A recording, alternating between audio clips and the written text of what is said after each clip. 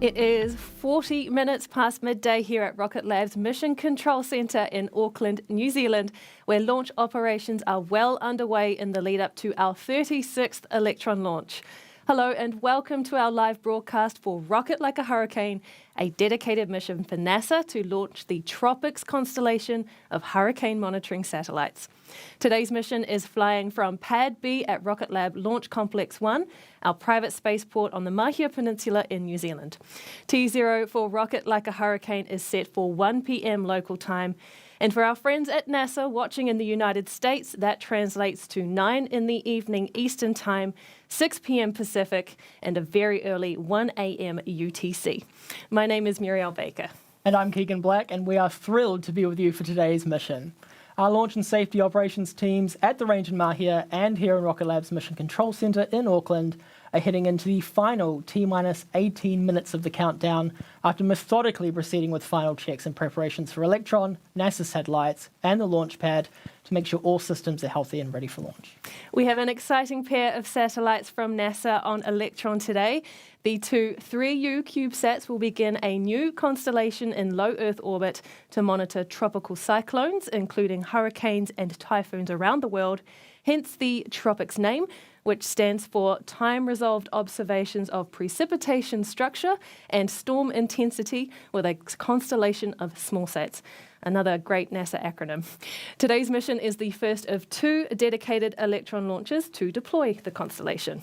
This first launch has been dubbed by the NASA team as Rocket Like a Hurricane, and in about 2 weeks' time, we'll be following up with a second launch. That mission has been affectionately called Coming to a Storm Near You. Both missions are heading to a 550 kilometre circular altitude above Earth at an inclination of about 30 degrees. This is a unique orbit best reached with a dedicated launch, making Electron the ideal launch vehicle to deploy TROPICS. Here's more from NASA about TROPICS and its importance not just to NASA's Earth Science team, but for all of us eager to have more accurate and more timely information on powerful storms when they come our way. Here's a question. How does a group of satellites, each no more than a foot long, help improve forecasts for tropical storms and hurricanes? Let's take a look. Hurricanes are some of the most powerful and destructive weather events on Earth. The 2020 Atlantic hurricane season was brutal, producing a record-breaking 30 named storms. What's more, 10 of those storms were characterized as rapidly intensifying, some throttling up by 100 miles per hour in under 2 days. Many weather satellites will generally measure a storm only once every few hours, leaving gaps in coverage where a storm may quickly strengthen. To help fill this observation gap, NASA is launching TROPICS, a collection of satellites designed to make a big impact on our understanding of damaging storms. Their mission? To provide near-hourly observations of a storm's precipitation, temperature, and humidity, allowing scientists to better understand what drives a storm's intensification. To achieve this, researchers at MIT's Lincoln Laboratory developed a miniaturized microwave radiometer that's about the size of a cup of coffee. This small instrument will measure storm strength by detecting the thermal radiation naturally emitted by the oxygen and water vapor in the air. As Earth's climate continues to change, cost-effective but powerful satellites like TROPICS will be an important tool to help us better observe developments driving rapid changes in powerful storms, and help forecasters better predict and prepare for the weather ahead.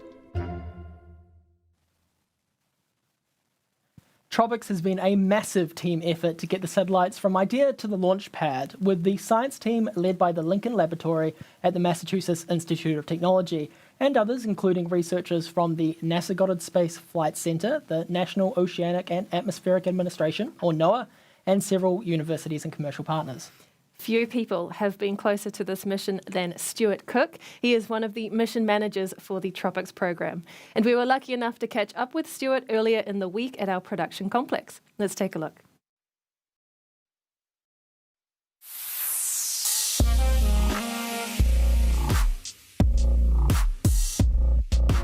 My name is Stuart Cook, and I work for NASA Langley Research Center. My job title is I'm the mission manager for the TROPICS project.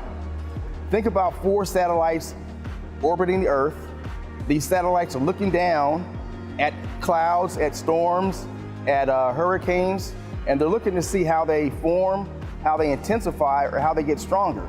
So with TROPICS, we have 4 CubeSats that are going to be orbiting the Earth. They're about the size of a loaf of bread, so very small compared to your traditional satellites. And the beauty of having 4 of these things orbiting the Earth is that they can revisit a storm every hour, which is very different from how traditional satellites do it. They may come by the same storm once every 10 hours. The data from TROPICS, we're going to feed that to our partners, which are like NOAA, the National Hurricane Center. They take it and it helps them improve their hurricane forecasting and hurricane modeling. So when you think about it from the end users and you look at a TV and you say, hey, a hurricane's coming up the coast of Florida, it says the storm could go this direction, it could go this direction. We have improved models that will have a tighter band of where that storm is going to be. It's giving better forecast information to not only NOAA, but to the viewers. So for the first launch is, we're going to have a launch window maybe at 2 hours. It says it can launch between 1 and 3 p.m. New Zealand time. The second launch, there's a lot of synchronization that has to happen, so it's pretty exciting for a company like Rocket Lab to be able to do that with that kind of precision to help us meet our mission goals. During the launch, I'll be in the Mission Control Center here, so that'll be a new experience. I'll be on console to give the roll call for all systems go for the payloads. We're just so excited to really see it happen now. I can't just contain my excitement because it's just a lot of anticipation leading up to this moment.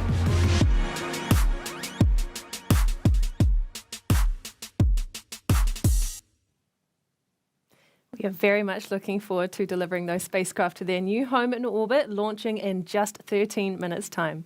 Right now in the countdown, we are at that 13-minute mark and counting as our launch team gets into the final go, no-go poll for today's launch.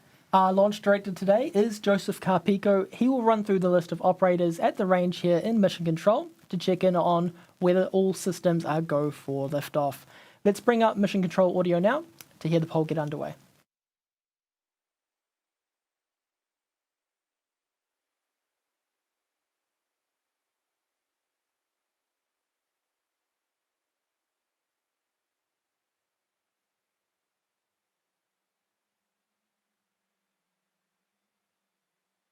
All operators, this is the LD on mission, proceeding with the go, no-go sequence. Stage.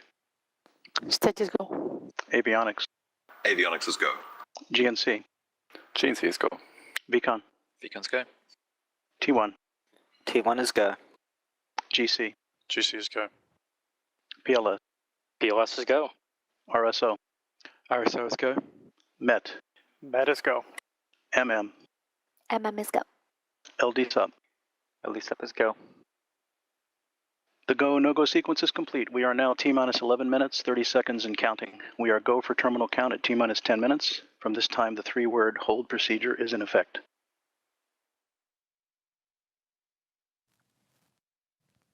Great news there from Mission Control. We are go for launch and ready to rocket like a hurricane for today's first TROPICS launch for NASA. You also heard our launch director confirm today's liftoff target, which is set for 1 p.m. local time, or 9 p.m. and 6 p.m. Eastern and Pacific. Looking back at the launch pad as we count down to liftoff, let's take you through the Electron rocket carrying the TROPICS payload. Electron is a 2-stage-to-orbit liquid-fueled launch vehicle designed specifically for small satellite missions. At the bottom of the first stage is where we have 9 3D-printed Rutherford engines located. A 10th space-optimized Rutherford engine takes us to orbit with our second stage. The Rutherford engines use liquid oxygen and RP1 kerosene as its propellant and oxidizer, and these are fed into the engine's combustion chamber in a world-first way, using electric pumps powered by batteries. Electron's structure is made of a carbon composite material, a super strong yet very lightweight material that gives our rocket its sleek black look. It's white now because of the cold liquid oxygen in Electron's tanks, which causes moisture to condensate as ice on the outside of the rocket. The TROPICS satellites are mounted to the rocket's kick stage inside Electron's fairing or nose cone. At around 3 minutes into flight, that fairing will separate into 2 halves, exposing the satellites to space ready for deployment. This mission, though, is a little different to a standard Electron launch after this point, because typically Electron's second stage would take us to an elliptical orbit around Earth, and then the kick stage would complete a final circularization burn with its tiny 3D printed Curie engine. But for TROPICS, the second stage will be used to circularize the orbit, and the kick stage will instead perform an inclination change to place the two TROPICS CubeSats into a precision orbital position.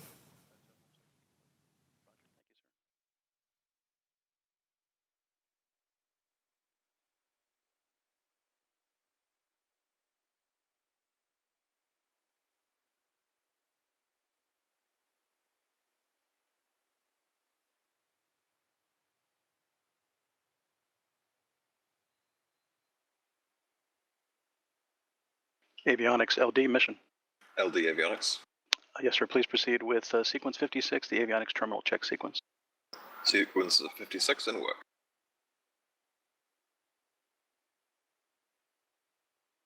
S-band is switched to high power for flight.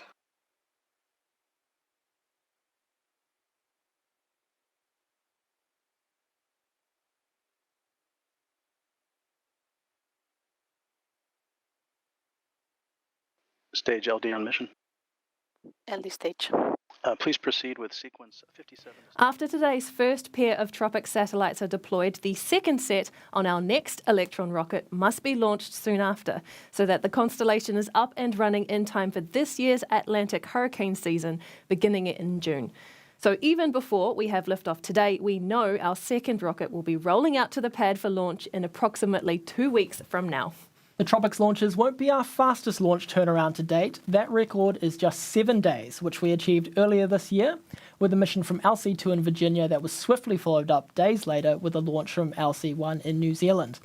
But 2 weeks between dedicated smallsat missions is something that just did not exist for smallsats prior to Electron. Part of the reason we can deliver these missions one after the other so quickly is down to our comprehensive parallel test programs to prepare multiple Electrons for the big day. Rocket Lab mission manager Jane McNichol has been across the entire campaign for TROPICS. She has more to share on what's involved in the lead up to launch.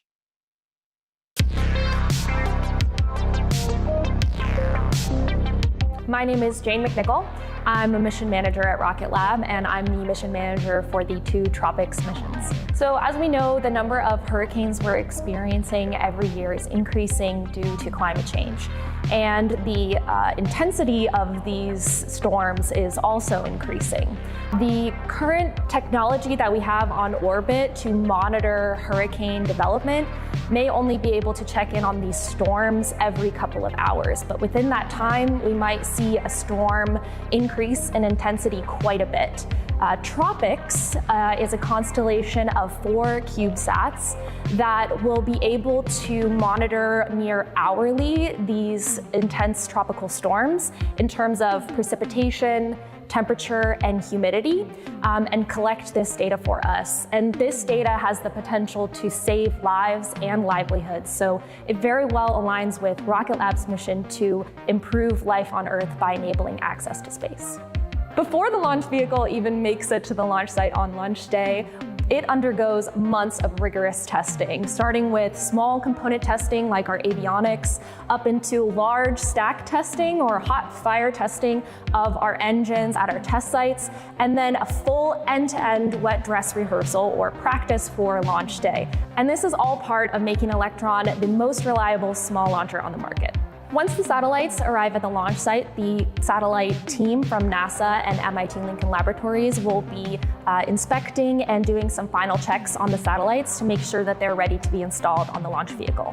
In parallel with those tests, Rocket Lab is also running additional tests on the launch vehicle, which is fully delivered to the launch site by this time. We'll be doing integrated testing end-to-end of our avionics systems and preparing for the satellites to be integrated onto the kick stage. Then we will encapsulate the spacecraft and integrate the full launch vehicle, stage 1, stage 2, stage 3, and roll out for wet dress rehearsal. A wet dress rehearsal is basically a practice for launch day, where we perform all of the operations like we would on day of launch, including fueling the vehicle. And this gives us extra assurance that everything will go according to plan on launch day. Then we'll review the data from that test and proceed with launch. Everyone has a hand in helping Electron get to the pad for launch day, starting with our design team, into our manufacturing team, as well as our test and LC1 team, all the way to mission control and the engineers there behind me. This is a team of dedicated engineers who have gained their experience over 30 plus launches here at Rocket Lab. So as a mission manager, that means that I get to work closely with our customer, NASA and MIT Lincoln Laboratories. And I am so excited for launch day and being able to tell them that we've successfully deployed their satellites in orbit and see the real work begin there for them, and be able to see the excitement, not just once, but twice, because we've got 2 back-to-back missions coming up. So I can't wait for launch day. I'm really psyched about it.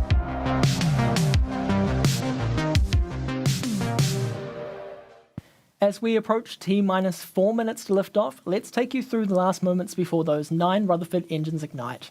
At 2 minutes before liftoff, the ground power supply at the launch pad is disabled and Electron switches to internal power. Our launch safety system, the AFTS, will be enabled at the same time, and we can expect to hear both of those calls from our operators in mission control, one after the other. The liquid oxygen supply valves on stages 1 and 2 are closed about 10 seconds later, with another operator expected to confirm on comms that LOX load is complete. At under a minute to liftoff, the propellant tanks will be at their optimum pressure levels for launch. Ground control will soon afterward confirm the water system at the launch pad is ready to be activated for when the engines on the rocket ignite for launch. This is what will cause the large white cloud of water vapor at liftoff. At T-minus 10 seconds, the launch director will count down with the mission clock to liftoff. The engines will ignite at T-minus 3 seconds, and the launch pad's hold-down mechanisms will be released. Then Electron will take to the skies for its 36th launch for this TROPICS mission to space. We'll bring up the audio channels from mission control now to listen in, and then we'll be back with you after liftoff. All operators LD on mission. We are go for auto sequence start at T-minus 2 minutes. LD is go for launch.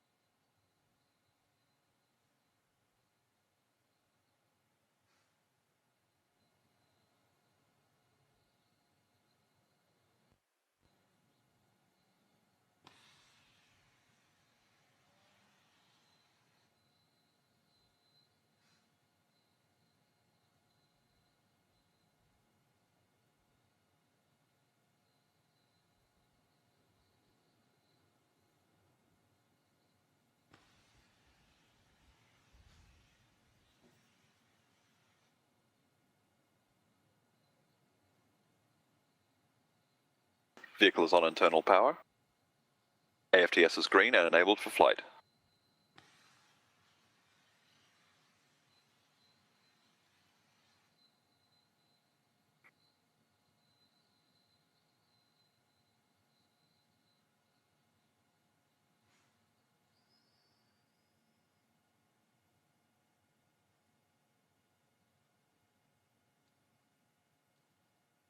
Box load is complete. System is in recirc.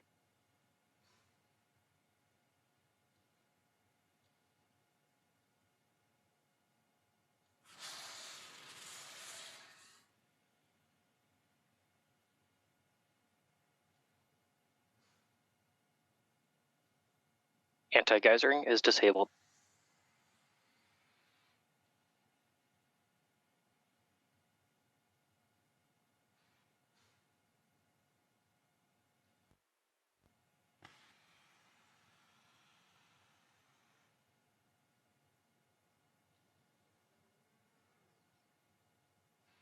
Stage 1, stage 2, press for flight.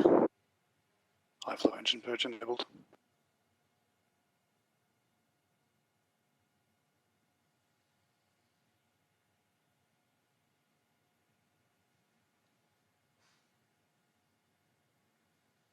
Deluge activated.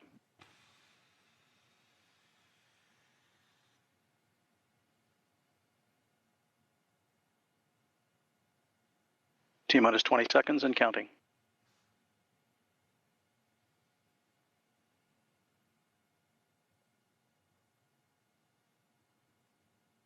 Ten, 9, 8, 7, 6, 5, 4, 3, 2, 1.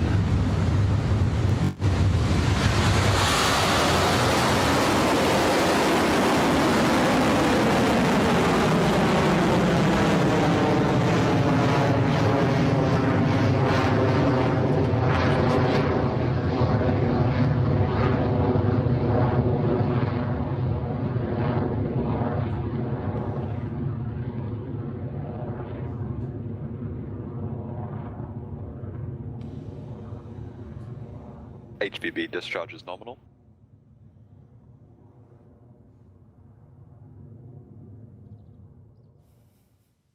Electron is soaring through the sky right now after lifting off from Pad B at Launch Complex 1, now on its way to low Earth orbit for NASA and TROPICS.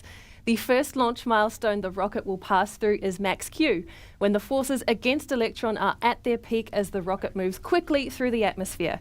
Mission Control is expected to call that out on the net shortly.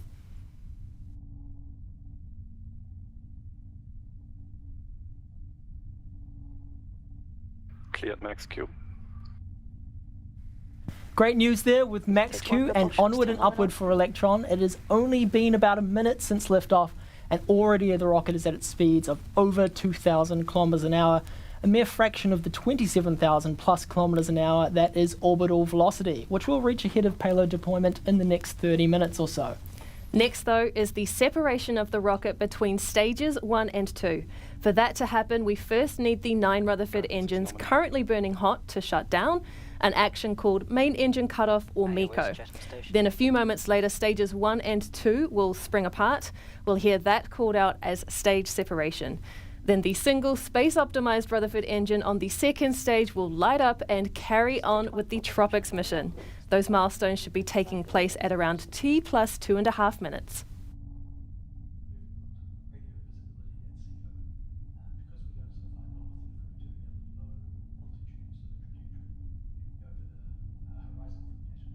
"15 seconds to MECO. Entered burnout detect mode.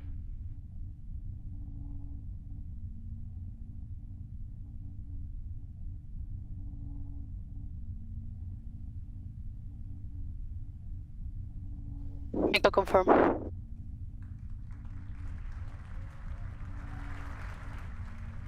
Stage separation successful. Stage ignition.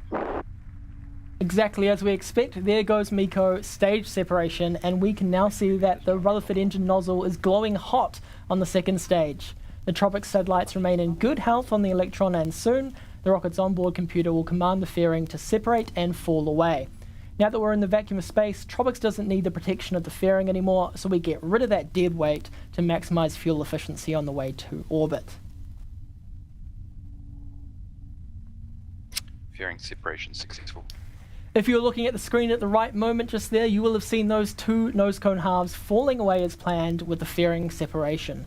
Electron is performing nominally on its way to orbit with a few minutes between now and our next mission milestone, the battery hot swap for our second stage engine at around 6 minutes, 52 seconds into flight.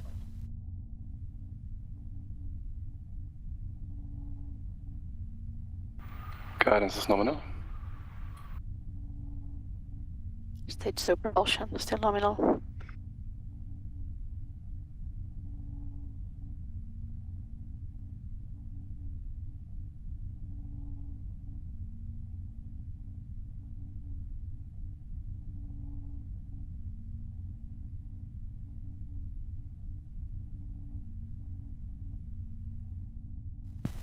Electron and TROPICS are moving at a good pace right now, well over 8,000 kilometers an hour at the T plus 4 minute mark into the mission. The vehicle is currently at 234 kilometers in altitude, with another 300 or 50 so kilometers to go until we reach our 550 kilometer destination.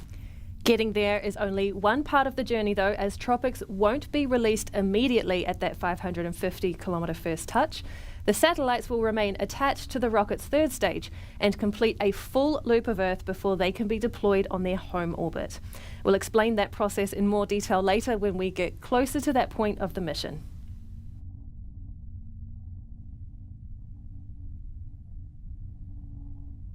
Stage 2 propulsion hold nominal.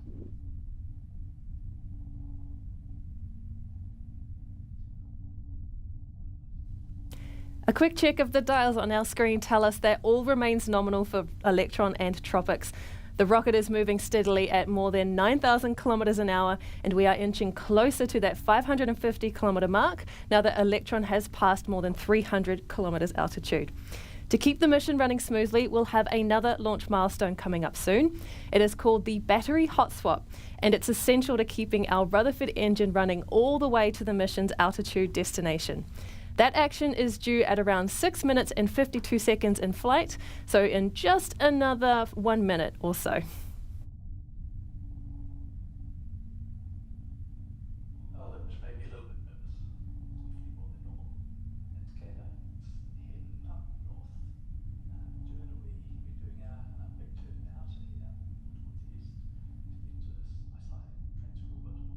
Guidance is nominal, 200 seconds remaining. What we call the battery hot swap maneuver is a unique action for our Electron rocket. When the first 2 battery packs supplying power to our electropumps on stage 2 are close to being drained, Electron switches to a fresh battery that will ensure the Rutherford engine lasts the distance to orbit. It's a move our rocket has performed countless times before, but it is a move unique to Electron. Battery hot swap is on its way in just a few moments, so we'll bring up the mission control comms again to listen out for the call.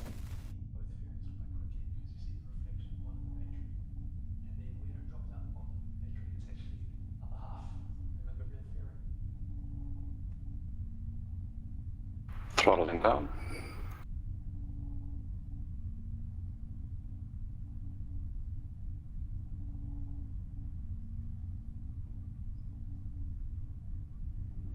Hot swap successful.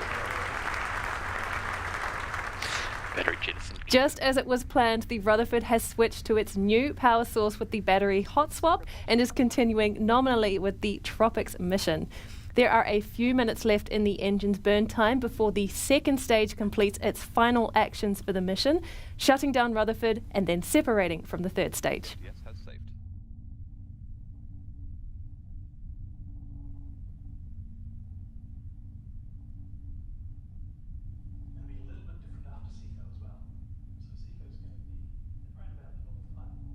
HVB discharge holding nominal.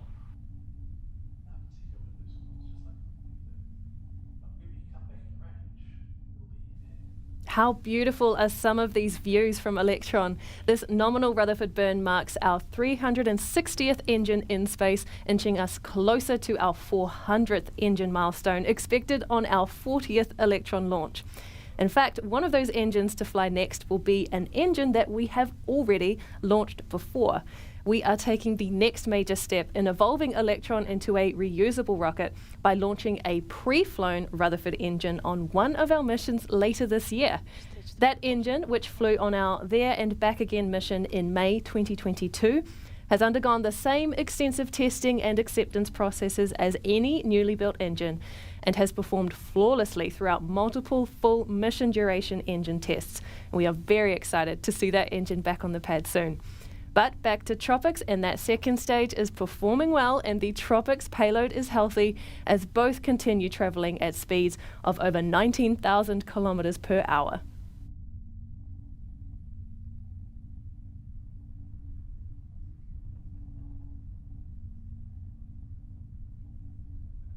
Entered burnout detect mode.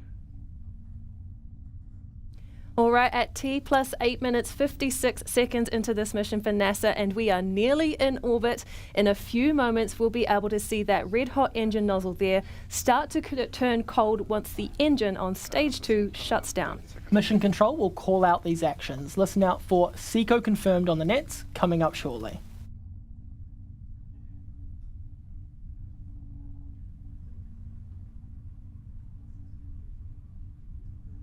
SECO confirm.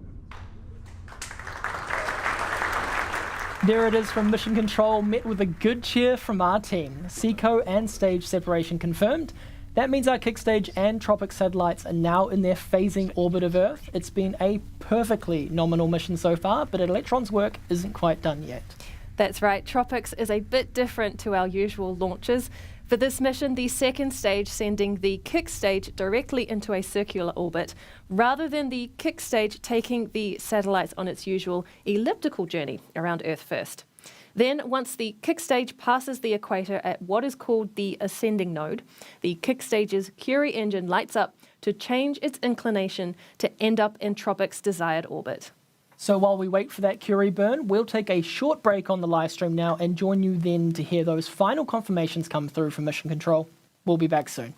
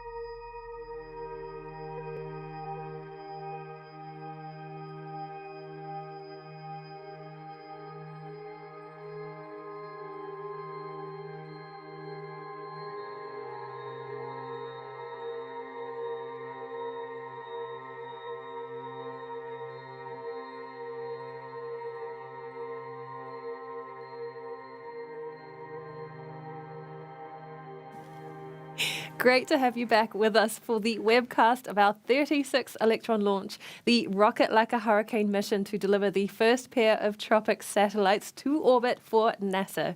We had a great liftoff from the pad at Launch Complex 1 today, where Electron cleared the Māhia Peninsula quickly and made its way northeast and successfully passed through early launch milestones like max Q, main engine cutoff, and separation of the first and second stage. The second stage performed excellently through its launch milestones too, including battery hot swap and second engine cutoff before T plus 10 minutes into the mission. Now we are here with the kick stage carrying the TROPICS satellites to their 550-kilometre altitude destination as we come up to Curie engine burn for that final inclination change. TROPICS will then be released from their canisterized satellite dispensers, the safety housing made by us for this pair of TROPICS Smallsats. We'll have official confirmation of those actions taking place once the kick stage passes over the next ground station off the coast of Portugal. But we'll be following along with the mission in real time with this animation of TROPICS' journey on the kick stage. So we'll bring up the comms channels to listen in on the final few moments of this TROPICS mission. Let's listen in.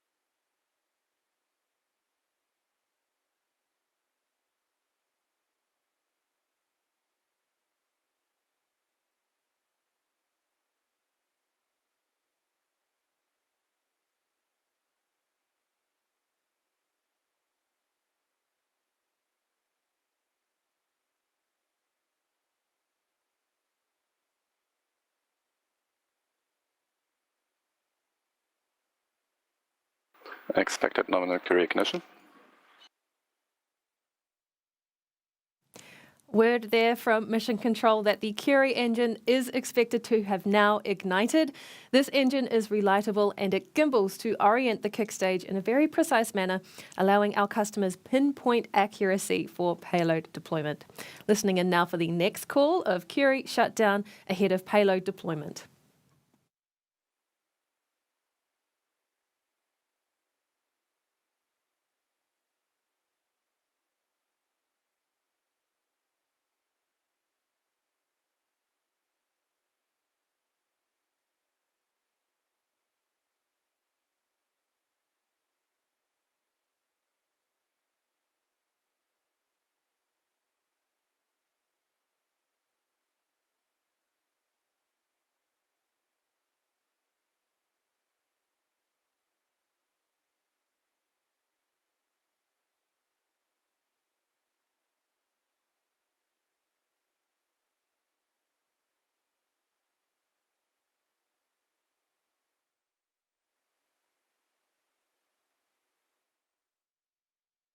As Marielle mentioned earlier, we're currently waiting for the Curie engine shutdown, followed by the call for payload deployment for the first pair of TROPICS satellites for NASA. The two 3U CubeSats are each not much bigger than a loaf of bread, and these small but extremely powerful satellites will begin a new constellation in low Earth orbit to monitor tropical cyclones around the world.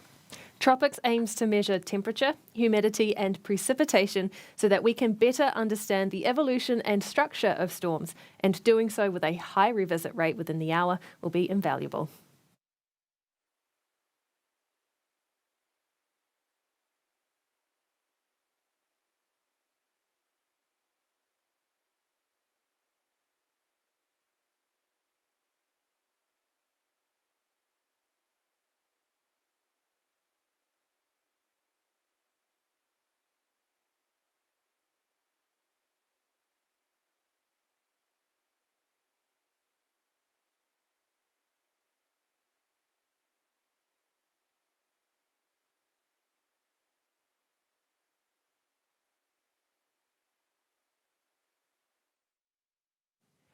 Curie engine shutdown is expected at around a few minutes from now, actually, so not long to go. And then a few seconds later, we should hear expected nominal payload deployment from Mission Control. Let's check back in. Expected nominal Curie shutdown.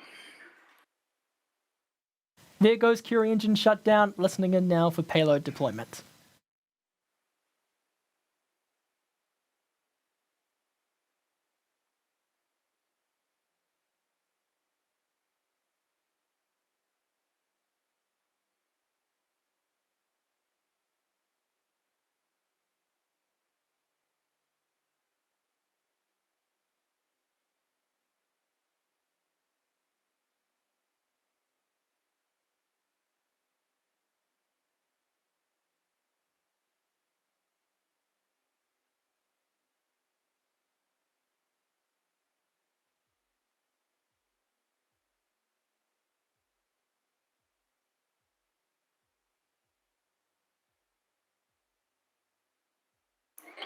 Expected nominal payload deployment.